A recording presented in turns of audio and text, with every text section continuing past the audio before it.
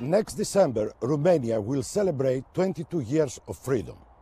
This impressive palace behind me, it was built by Nicolae Ceausescu to glorify his sick vanity. Ironically, it was called Palace of the People. Today, it is really the Palace of the People because here it is the seat of both chambers of the Romanian Parliament. In this venue, the EPP group organized a meeting to discuss ways to further strengthening EU integration.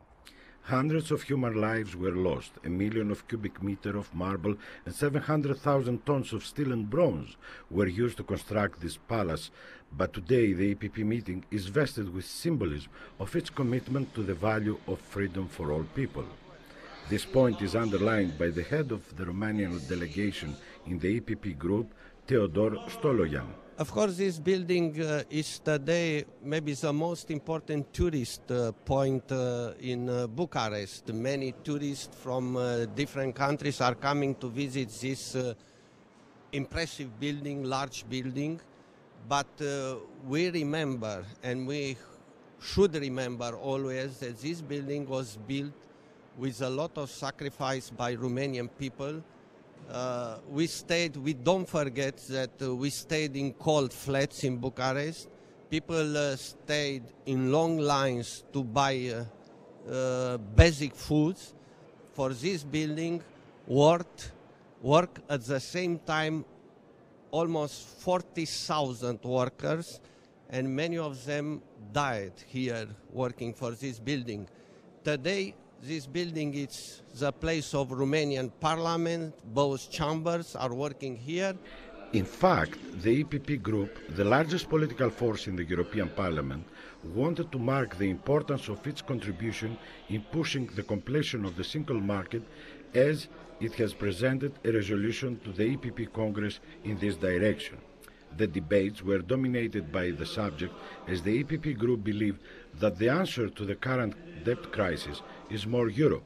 The meeting was opened by EPP Group Chairman Joseph Daul, the President of the EPP Wilfried Martens, and the leaders of the Romanian parties who belong to the EPP family, Vlase Blaga and Hunor Kelemen.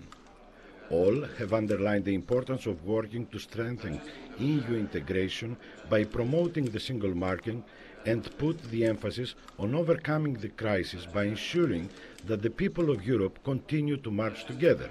Ms. Corinne Wortmann-Kool, EPP coordinator of economic affairs, was very clear to the question, why do we need more Europe? We need more Europe, but especially we need a stronger Europe, because together we can achieve more in order to fight the economic and financial crisis and to open up our single market, because then we can provide our citizens with jobs. And in the discussions, our EPP members, we want to push for a stronger digital single market, to have a stronger financial regulation in order to have more stability in the financial markets.